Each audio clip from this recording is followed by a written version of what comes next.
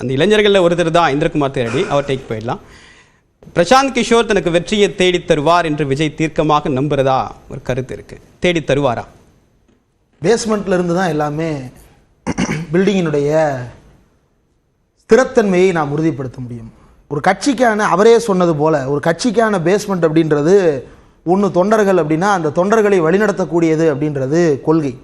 தன்னுடைய கொள்கையாக அவர் சொல்லுகின்ற தமிழ் மொழிப்பற்று, இதற்கு முன்பு அவர் கொடியேற்றி வைக்கும் போதே கூட அல்லது ஒரு பாடல் வெளியீட்டின் போதே கூட சில விஷயங்கள் எல்லாம் அப்போது அவர் சொன்னது என்னென்னா, மொழிப்போர் தியாகிகள் காட்டிய வழியில், அவர்களுடைய தியாகத்தை நினைவு கூறும் வழியில் அப்படின்னு சொல்லிலாம் பேசியிருந்தார். இவர்களெல்லாம் யார், எதற்காக செத்தார்கள் அப்படின்னு கேள்வி கேட்டோம் என்றால், மொழி அரசியலால் செத்தார்கள் அப்படின்னு விஜய் பதில் சொல்வார். எந்த மொழி அரசியல் என்ற கேள்விக்கு விஜயிடம் பதில் இருக்கிறதா அப்படின்னா பதில் இல்லை அப்படின்றது தான் இன்றைக்கு அவர் பேசியிருக்கக்கூடிய பேச்சில் தெளிவாக தெரிகிறது. மும்மொழி கொள்கை அப்படின்னு ஆரம்பிக்கிறார். அதை வைத்து அவர் சொல்லு வரும்போது, யார் வேணாலும் இப்போ கூட எங்கனாலும் எதாவது போய் படிச்சுக்கலாம், 2 பேர் எல்கேஜி யூகேஜி சண்டை போடாதீங்க அப்படின்லாம் அவர் கருத்துக்களை சொல்லுகிறார். எது எல்கேஜி யூகேஜி சண்டை? இந்த பக்கம் திமுக தரப்பு கெட் அவுட் மோடி என்ற ஒரு கடுமையான ஹேஷ்டேகை போட்டு தங்களுடைய எதிர்ப்பை பதிவு செய்கிறது. அது வெறுமனே ட்விட்டரில் மட்டும் இல்லை, திமுகவினுடைய இளைஞரணி நிர்வாகிகள் அத்தனை பேரையும் கூட்டி கலைஞர் அரங்கத்தில் நடந்த கூட்டத்தில் அத்தனை நிர்வாகிகளும் ஒரு சேர get out Modi, get out Modi, get out மோடின்னு முழக்கத்தை முன்வைக்கிறார்கள். தமிழ்நாடு முழுக்க அதை ஒரு இயக்கமாக, பரப்புரையாக, அதன் வழியாக கொண்டு போய் சேர்க்கிறார்கள். கடந்த 2 நாட்களாக முதலமைச்சர் ஸ்டாலின் உடன்பிறப்புகளுக்கான கடிதத்தின் மூலமாக இந்தி திணிப்பை ஏன் எதிர்க்கிறோம் அப்படின்றது குறித்து அடுத்தடுத்த விளக்கங்களை தொடர்ச்சியாக கொடுத்து கொண்டிருக்கிறார். அப்போ தன்னுடைய தொண்டர்களை அரசியல் படுத்தி கொண்டிருக்கிறது ஒரு கட்சி.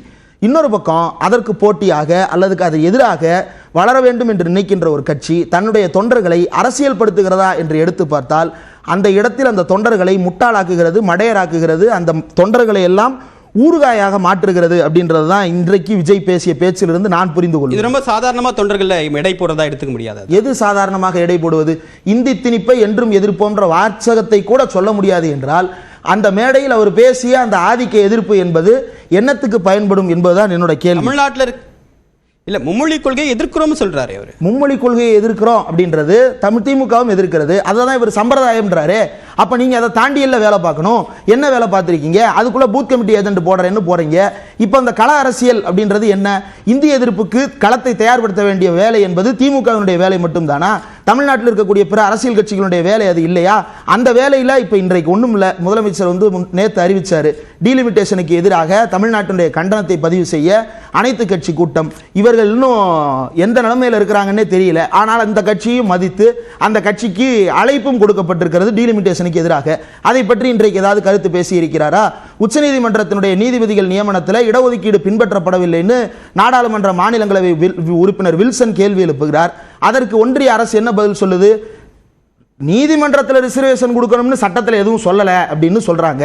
சென்னை உயர்நீதிமன்றத்தில் முழுக்க பார்ப்பன நீதிபதிகளாகவும் ஃபார்வர்ட் கம்யூனிட்டி நீதிபதிகளாகவும் இருக்கிறாங்க. பிசி, ஓபிசி, எஸ்சி, எஸ்டி, மைனாரிட்டிஸ்னு யாருக்குமே இடம் இல்லாமல் இருக்கு. இதை எதிர்த்து நாடாளுமன்றத்தில் திமுக கேள்வி எழுப்புகிறது, கண்டன ஆர்ப்பாட்டத்தை நடத்துகிறது, தொடர்ந்து எதிர்ப்பை பதிவு செய்து வருகிறது. விஜய் அது குறித்து எதையாவது பேசி இருக்கிறாரா? அப்ப கொள்கை ரீதியாக எதையுமே பேசாமல் இருக்கிற ஒருத்தர் எல்லா வேலையும் பார்த்துக்கிட்டு இருக்கிற ஒரு கட்சியை பார்த்து இன்றைக்கு உதயநிதி ஸ்டாலினுடைய ஸ்பீச் எடுத்து பாருங்க. இந்தி திணிப்பை ஏன் எதிர்ப்போம் அப்படின்றது குறித்து அவர் ஒரு பட்டியல் போடுகிறார்.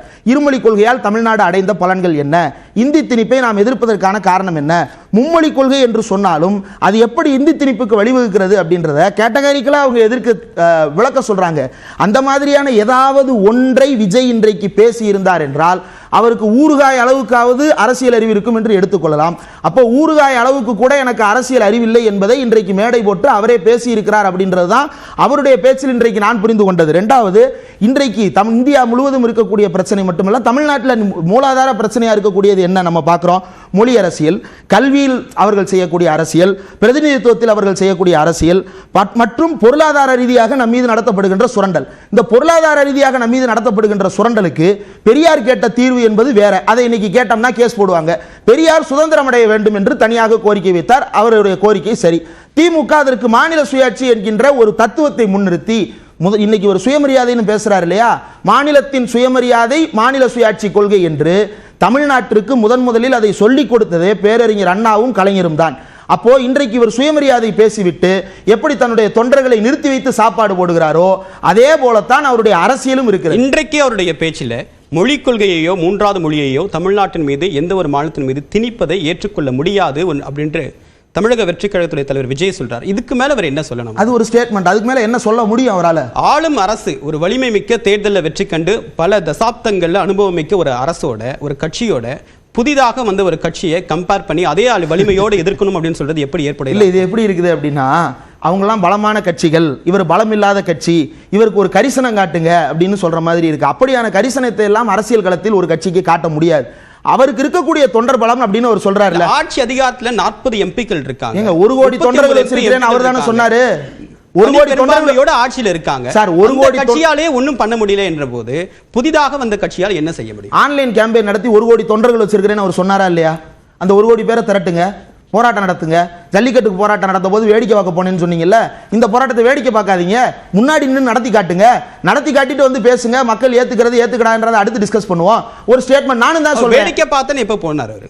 வேடிக்கை போனாரு.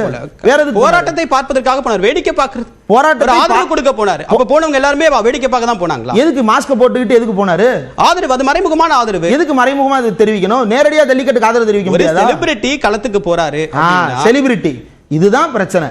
அவர் இன்னைக்கும் ஒரு செலிபிரிட்டியாவே தான் இருக்கிறாரு. எதை வச்சு சொல்றேன்னா, திருநெல்வேலியில வெள்ள பாதிப்பு ஏற்பட்டது, நேர்ல போறாரு, மாஸ்க் எல்லாம் போடல, இவரே நேர்ல போய் இவரே அங்க இருக்கக்கூடிய மக்களுக்கு பெட்டிகளை எல்லாம் எடுத்து கொடுக்குறாரு. அதுல ஒரு தாய்மார் வந்து இவரை பார்த்த போதெல்லாம் அதையெல்லாம் இவங்க மொமெண்ட்ஸா செலிப்ரேட் பண்ணாங்கல்ல. அதே மாதிரி சென்னையிலேயும் ஒரு மண்டபத்தில் ஒரு நிவாரண முகாம் ஏற்படுத்தி பாதிக்கப்பட்ட இடத்துக்கு போயிருக்கணும்ல. சென்னையில் நடத்தினா கூட்டம் கூடிரும், திருநெல்வேலியில் நடத்தினா எந்த கூட்டமும் கூடாது அப்படின்னா இது என்ன மாதிரியான அரசியல்? யாரை ஏமாத்துற அரசியல்?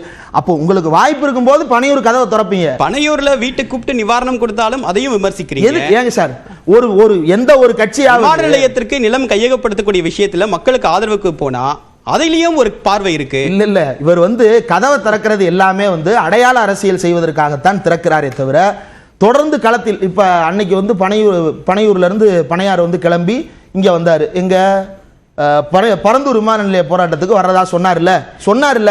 வந்தவர் விஜய் கிளம்பி வந்தார், பண்ணையார் இல்ல.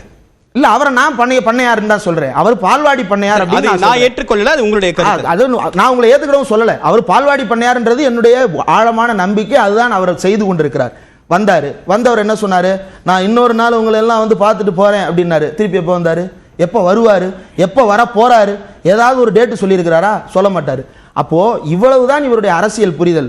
மக்களை வந்து இப்படி டேட்டு கொடுத்து ஏமாத்திட்டு போயிடலாம், கால் ஷீட்டு கொடுத்து ப்ரொடியூசரை ஏமாத்துற மாதிரி டேட்டு கொடுத்து மக்களை ஏமாத்திடலாம் அப்படின்றது தான் அவருடைய நிலைப்பாடு.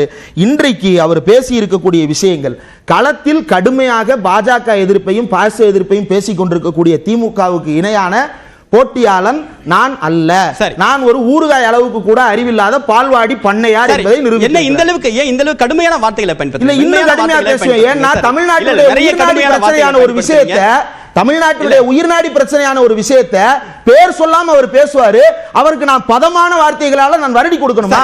விஜய் வேண்டுமானால் பதமான வார்த்தைகளால மோடிக்கு வருடி கொடுக்கலாம். உங்களோட வாக்குவாதம் பண்றதுக்கு வரல.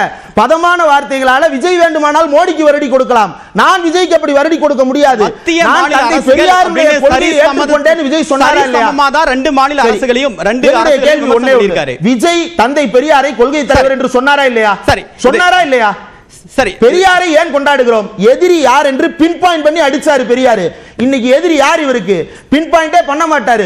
ஸ்டாலின் பேரையும் சொல்ல மாட்டாரு, மோடி பேரையும் சொல்ல மாட்டாரு.